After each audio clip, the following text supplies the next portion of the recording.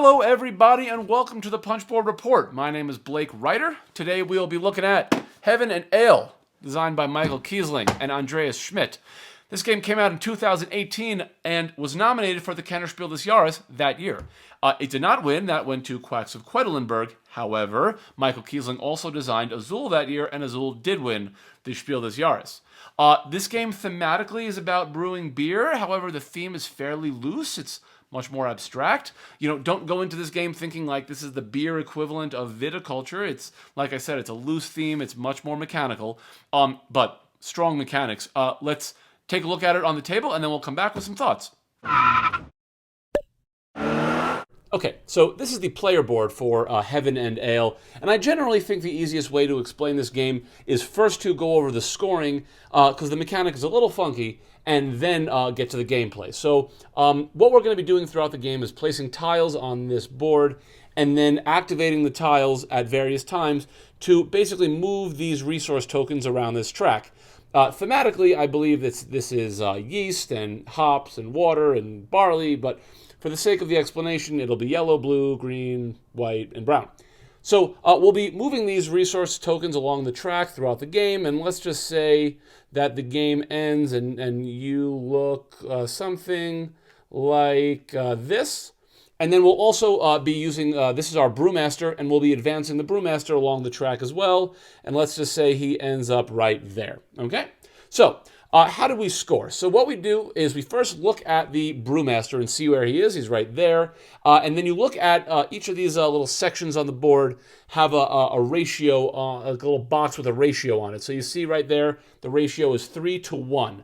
So what that means is I need to move one of my resources back 3 spaces, so 1, 2, 3, to move my furthest back one up 1. So I'm going to keep doing that, 1, 2, 3, 1. And I'm going to keep doing that, 1, 2, 3, 1. And you can do this for all of them, 1, 2, 3, 1, 1, 2, 3, 1. And you're going to keep doing this until these are all, you can't do it anymore, basically. So 1, 2, 3, and 1. So now there they are. And then you could theoretically go 1, 2, 3, and 1. So now they can't be moved anymore. Okay, so these 3 are here, and these 2 are here. Okay, so what you do now is you look at whatever space your furthest back resource is. So in this case, your furthest back resource is right here, and the number on that space is 4. Okay, so what we're going to do is we're going to multiply 4, and you're going to multiply that by this little number with the beer symbol wherever your brewmaster is. So in this case, we're going to multiply 4 by 4, and you're going to get 16 points. So that is the primary scoring mechanic. There are other ways to score in the game, which we'll go over, but your base score in this situation would be 16 points. Okay, so this is the main central board of Heaven and Ale.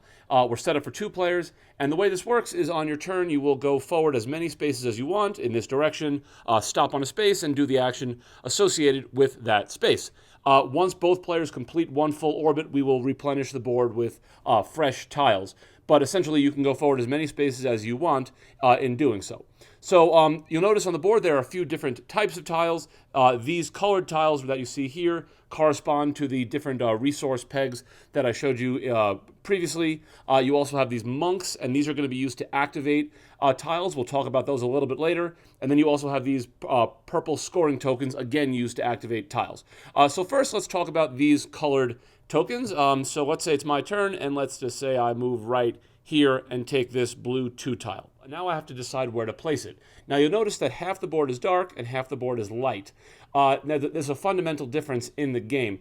If I place it on this side, I have to pay double the number stamped on it, so that would cost me 4 to place it there. Everyone starts with 25 money in the game, but I spend 4 for that, and anytime I activate this tile, it will move my blue marker up 2 spaces.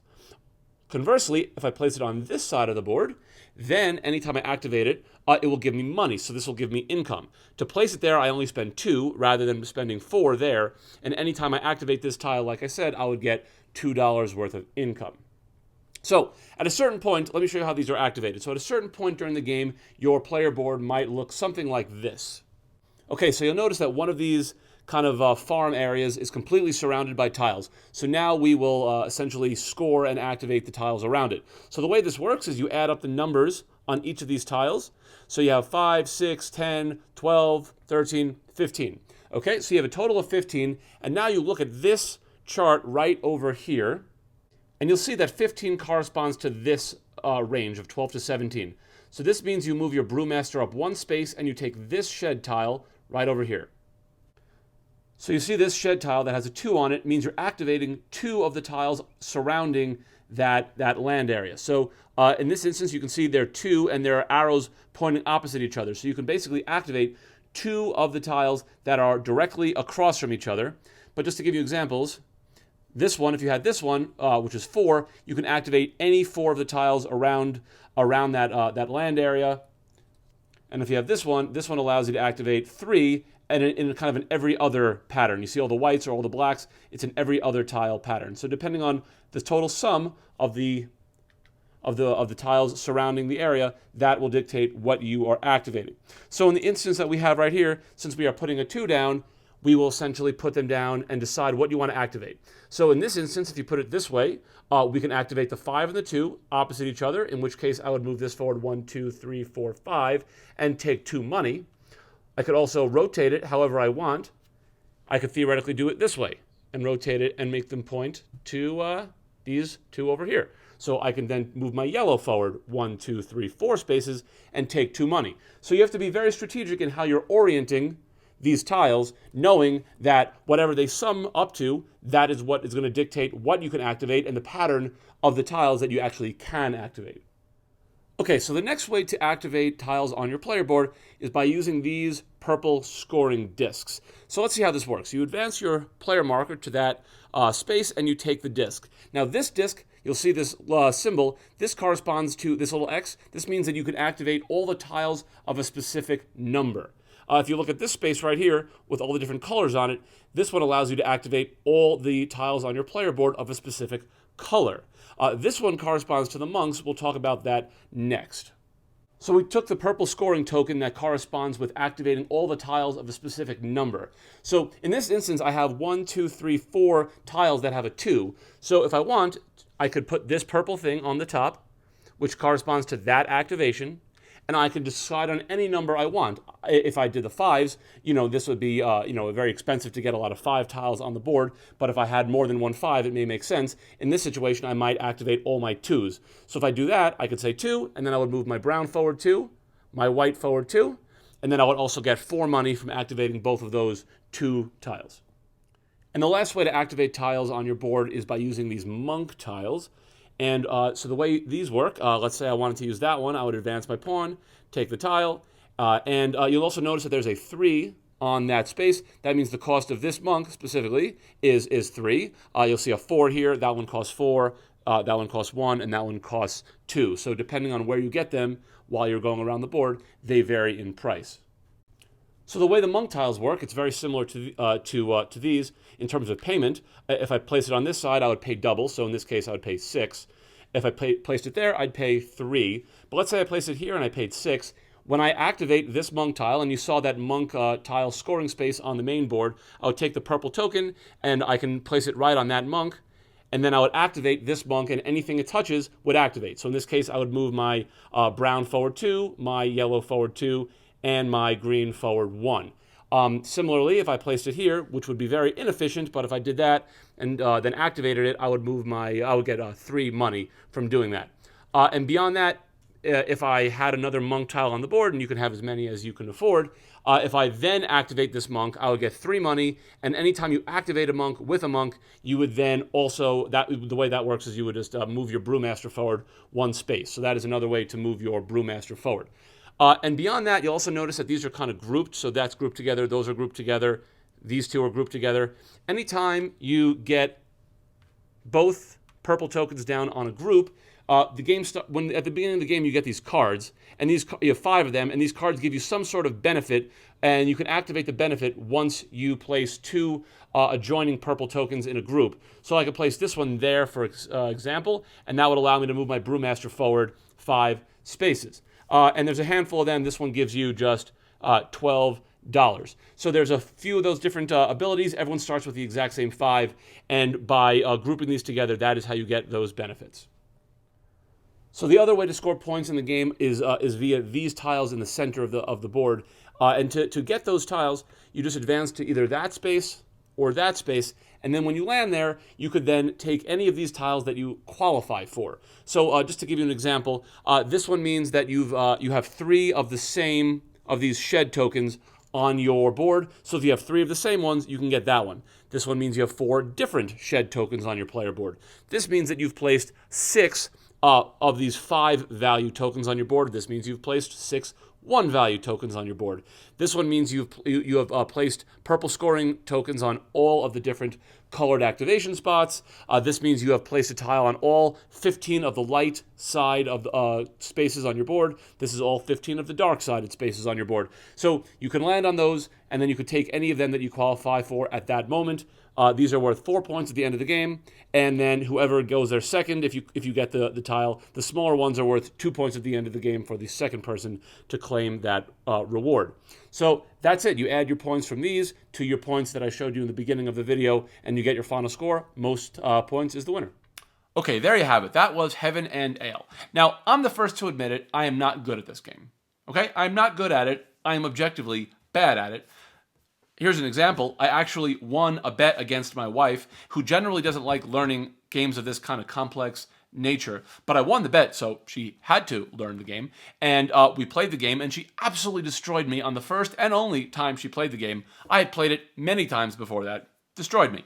That said, I love this game. I love this game. It is so satisfying. It is so satisfying to activate the tiles and figure out ways to lay the tiles out in patterns that get you brewmaster spaces and add resource spaces and activating them. It is so, I just love it. It is so satisfying. And you know, the game uses incomplete information extremely well. Extremely well, because you have no idea when these pieces are going to come up, when the tiles that you need are going to come up. So you're waiting out for them, and you're waiting out because you want to activate all of one color, and you want more of that color to activate as many as you can, but you don't know when it's going to come up. And those monk tiles, in a 2-player game, there's 3 of each monk tile that are going to come up at some point, but you don't know when they're going to come up, what round they're going to come up. So you may have one of those monks on your board, and you're waiting for another one to come up. That way you could put it down and activate them both together, but you have no idea when it's going to happen. So you're trying to figure out ways to get money and activate tiles and not activate other tiles so you can activate them later, and you're just trying to figure this out and piece it together. It is so satisfying. And beyond that, you know, the game, at a certain point, it becomes a bit like a game of chicken, because you see, a space that you want to go to that will allow you to activate tiles, and you think to yourself, okay, I'm going to get this tile before I do that, and then I'm going to activate. But if you do that and you wait, and someone else jumps you, and then they get to the activation space, now you're stuck without money, and then you may have to go around the entire board to get to those spaces that have that ABC on the other side of the board. Those are the spaces that allow you to activate anything. But if you do that, you're like eating up so much of the board. So, the game doesn't have a ton of like direct player interaction, but the indirect player interaction in this game is so tense and so real that it uses indirect interaction incredibly, incredibly well. It's like visceral. I absolutely, absolutely love it. So, let's talk about who might like the game and who might not like the game. So, people that are looking for an immersive thematic experience, that's not really this. This is a mechanical game. It's very mechanical, but the mechanics are fantastic. They're first rate. But if you're looking specifically for a game to get lost in the theme, that's not necessarily this. Beyond that, this game is definitely very analysis paralysis inducing. It's the kind of game where you're going to be thinking and thinking and thinking and trying to piece things together. And if you're the kind of person that kind of gets analysis paralysis and kind of takes a bit long on their turn sometimes, and just thinks a bit too much, I know I get analysis paralysis, okay? I'm working on it. I'm trying. I really am. But if you're a person that gets analysis paralysis, this game is very, very heady, and that might, it might come out in this game, and that may frustrate you. It might frustrate other players at the table. So that is one thing to think about and consider. Me, myself, I'm working on it. I do my best to keep the game moving. But, other than that, it's definitely a very puzzly game, and money is very, very, very tight in this game. So if you're the kind of person that gets easily frustrated if a game there are things you want to do in the game, but the game doesn't necessarily, it makes it challenging to do the things you want to do.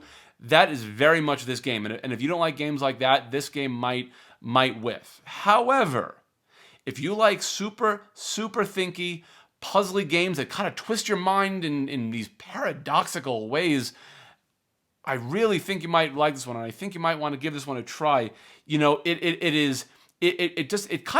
I've never seen anything like this in a game, because it just forces you to think in, combating different ways. If you want money, or do you want to move resources, and you have to spend twice for the resources or once for the money, and you're trying to keep certain numbers low and certain numbers high. That way you can activate as many tiles as you want, but the other one you're trying to keep them low. That way you can move your brewmaster forward. Overall, fantastic game. Highly recommend this one. So if any of this sounds interesting to you, I highly recommend giving it a try.